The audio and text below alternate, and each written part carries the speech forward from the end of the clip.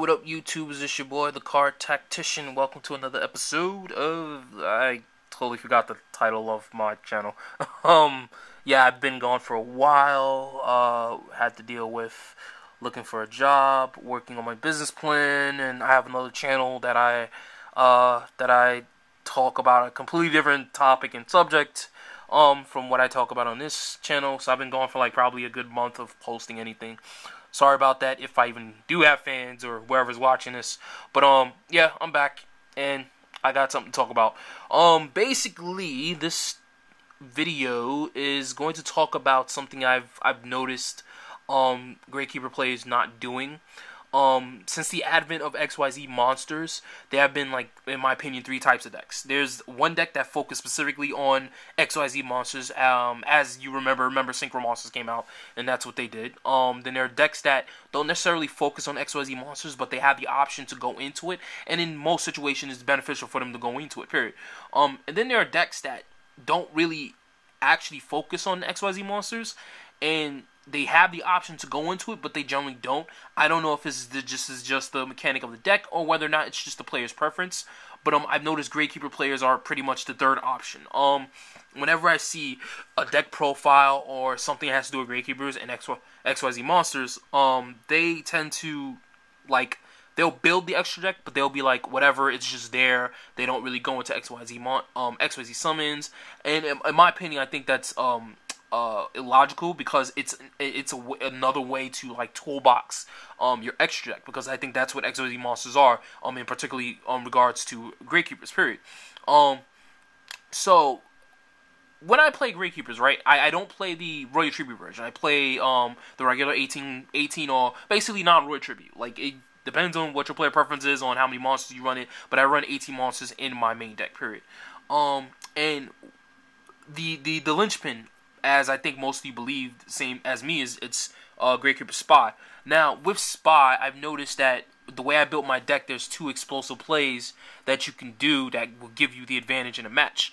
I think most people know about these plays, but they don't really try to focus on building the deck so you can pretty much get those 2 particular plays, because Gravekeepers is pretty much cut, rinse, dry, repeat, and so on and so forth. You get the same combos all over again, period. It's either, flip, spy to get descendant, and then pop, and then yada yada yada. Same combos all over again.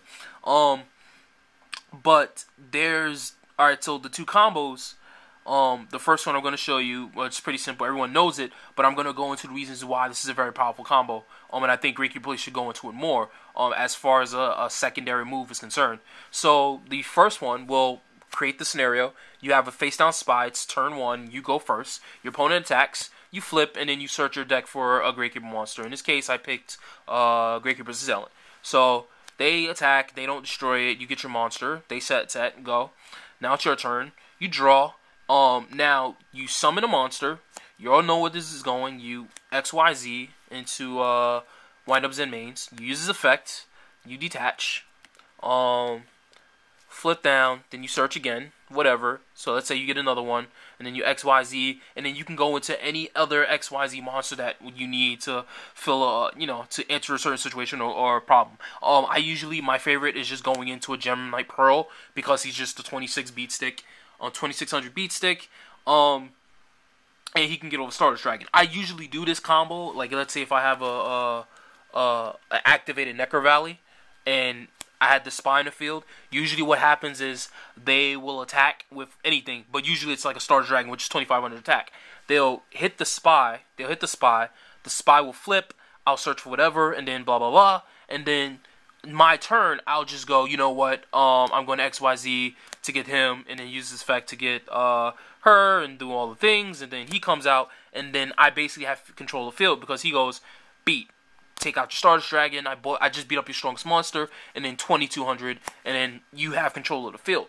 The reason why this combo is strong is because, let's say turn 3, because you went first, your opponent attacks, his first turn, and then your turn, which is turn 3, this puts your opponent on the defensive, because generally your opponent won't have a monster big enough to take out your spy, or in general they just won't have a monster big enough at all. So when you do something like you bring out him, and then you do the combo to bring out him, or whatever it is, which is at least 25 or more. They're now put in step, because they're usually thinking, oh, okay, well, he's playing Gravekeepers. The strongest monster he's gonna have is basically a 2100 attacker, which is a Gravekeepers commandant if he's on the field with Necro Valley. But this basically goes, no, I can bring out monsters that are 22 or even greater, which is this guy. So that's one combo that I think is really good, and I don't think people focus enough on abusing that. And more particularly this guy. Like, they don't understand that he's basically a free, I'm basically swarming the field with XYZ monsters. I see people talk about him like, oh, I throw him in, he's okay, you get the flip effect, not understanding, you should, like, run 3 of him, because him and a spy equals, like, basically bigger monsters on the field. Running him and probably another one of him and anything that's at least 25 or more as far as XYZ monsters are concerned, having monsters that can come out, oh shit, I gotta face another 2200 and then 2500 again, or 2600 again. Like, I'm tired of dealing with this. And that's pretty strong. Like, period, it throws your opponent off. Although it might not be a super big advantage, like in terms of psychologically is concerned, but it's just the fact that, oh, you're not just going to try to run over my monsters because my monster's in attack mode. The fact that I have these XYZ monsters, it'll put you on the defensive, and you'll be surprised, like, oh shit, now I have to start bringing out bigger monsters, period. The second combo, which I think is more, I would say, strategically devastating, is this one. Same scenario, set spy, they attack. They attack your spy, but instead of getting a 4-star, you get recruiter. Now, in my deck, I run Wonder Wand, and I run 3 of them. Not 2, not 1, 3. And this is the reason why. This card is basically a Graceful Charity without the discard. You're trading in 1 card, technically, to get 3, to filter out through your deck. A lot of people know it's a good card, but they don't understand that you're not supposed to just run one of these cards. And especially if you're running the Royal Tribute version of the deck, in that version of the deck, this card is illogical to run. I would not run it in that version because of the fact that you're only running 14 monsters in that deck, and you're statistically unlikely to actually draw a monster along with this, let alone you drawing a recruiter to get the most out of the card, get the most out of tributing it for Wonder Wand's effect. You run 3 of these in a regular Gravekeeper deck or a regular Spellcaster deck, whatever type of archetype you're playing, and that's how you get the most out of this card. It's not just I'm going to throw one of them in the deck, because a lot of people are like, oh, this card is dead, blah blah. No, it's because of the fact that you're running this one card that does not work mathematically, strategically in the deck. What you're supposed to do is run a Gravekeeper deck or a Spellcaster deck with a lot of traps in it.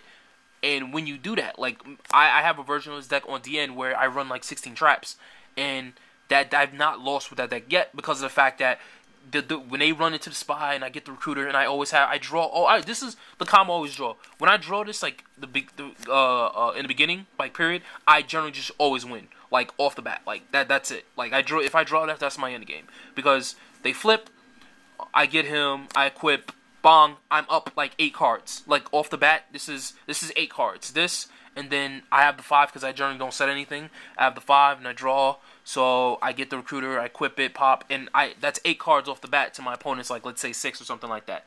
And then you search for whatever you need, and then that's basically it. But this combo in and of itself is very strong. It pluses you like so much. It helps you speed through your deck. It helps you to get to cards that you need the most, more or less traps.